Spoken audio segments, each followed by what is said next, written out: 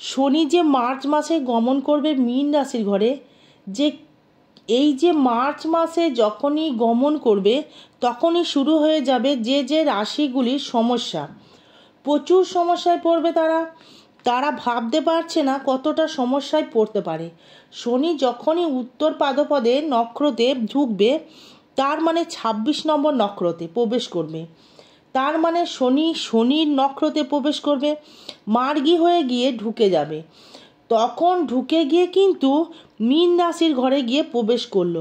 এবার মীন রাশির ঘরে যখন প্রবেশ করলো, মীনের তো 7.5 প্রভাব তো চলছে, আরও বৃদ্ধি পাবে।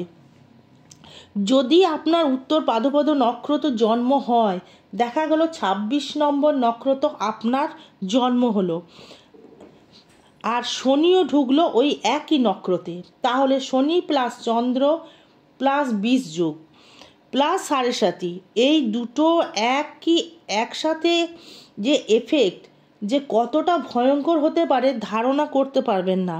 শনি হচ্ছে ন্যায়ের দেবতা, যে যেমন কর্ম করবে সে তেমনই ফল পাবে। শনি হচ্ছে কর্মের দেবতা। এই কর্মের দেবতার জন্য শনি আমাদের কালপুরুষের অঙ্গ হিসাবে দশমপতি। এই দশমপতি মকর আর একাদশপতি কুম্ভ কর্ম করে, ধন উপার্জন করে, এটাই হলো শনির ক্যারেক্টার। শনি মার্চে চলে যাবে মীন রাশির ঘরে, যেখানে কিন্তু শুক্র প্লাস রবি এবং বুধ একত্রিত হবে। ওই টাইমটাই শুক্র মানে দৈত্যগুরু প্লাস শনি প্লাস রবি প্লাস বুধ, এই কটি গ্রহ যখনই একত্রিত হবে তখন কোনো না কোনো রাশির ক্ষেত্রে সমস্যায় করতে পারে।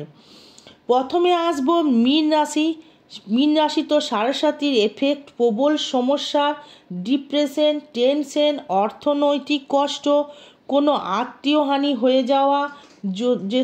যদি পারেন শনির 7.5 প্রতিকার অবশ্যই করিয়ে নেবেন। এই 7.5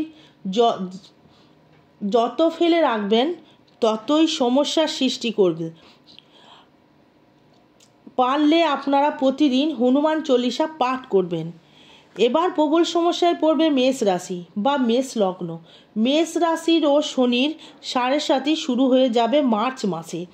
মকর কিছুটা হলেও রিলিফ পেয়ে যাবে, কুম্ভ লাস্ট স্টেজ চলবে, মিনের এর সেকেন্ড স্টেজ এবং মেষ রাশির ফার্স্ট স্টেজের প্রকোপ বা বিপদে বা সমস্যায় পড়বে। কারণ বৃহস্পতির সাথে শনির একটু হলেও সন্ধি রয়েছে, সেই কারণে মিনের কিছুটা মিশ্র ফল প্রদান করবে, কিন্তু 7.5 ফল ভোগ করতেই হবে। মেষের ক্ষেত্রেও কিন্তু যেহেতু মেষের ঘরে নিচস্থ হয়, সেই ক্ষেত্রে আপনার 7.5 প্রভাব কিন্তু শুরু করবে। মেষের ক্ষেত্রেও মেন্টাল সমস্যা, অর্থ সমস্যা, আপন মানুষের কাছ থেকে কোনো সাপোর্ট পাবেন না, কাছের মানুষ দূরে চলে যাবে, আত্মীয় হানি করাবে, আপনার ডিপ্রেশন করাবে, টেনশন করাবে, লোন করিয়ে দেবে, মীন রাশির মতো। এবার আসবো যে রাশির সমস্যায় পড়বে। চতুর্থভাবে যখন থাকবে মকরের তৃতীয়স্থ হয়ে গেলেও থাকবে, এবার ধনু রাশির ঢাইয়া শুরু হবে। ধনু রাশিরও কিন্তু ঢাইয়া শুরু হবে মার্চ মাসে। চতুর্থভাবে যখন শনি থাকবে তখন তার ঢাইয়া শুরু করবে গোচর অনুযায়ী ঢাইয়া। ধনু রাশির ক্ষেত্রেও গৃহসুখের কাছ থেকে ডিপ্রেশন শুরু করবে, মায়ের শরীর ভালো যাবে না, গৃহে মামলা মোকদ্দমা হতে অবধি পারে, আপনার স্ত্রীর সহিত কোনো মতবিরোধ হতে পারে। এবার সিংহেরও ক্ষেত্রেও কিন্তু শরীর ভালো যাবে না।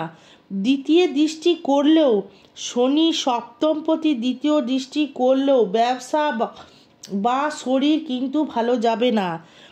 পায়ে হাতে যন্ত্রণা, নার্ভের সমস্যা, স্পন্ডেলাইটিস, স্কিন প্রবলেম, হাড়ে গিঁঠে যন্ত্রণা, কোনো অস্ত্রোপচারও হতে পারে যখন মঙ্গল তার সাথে ট্রানজিট করবে।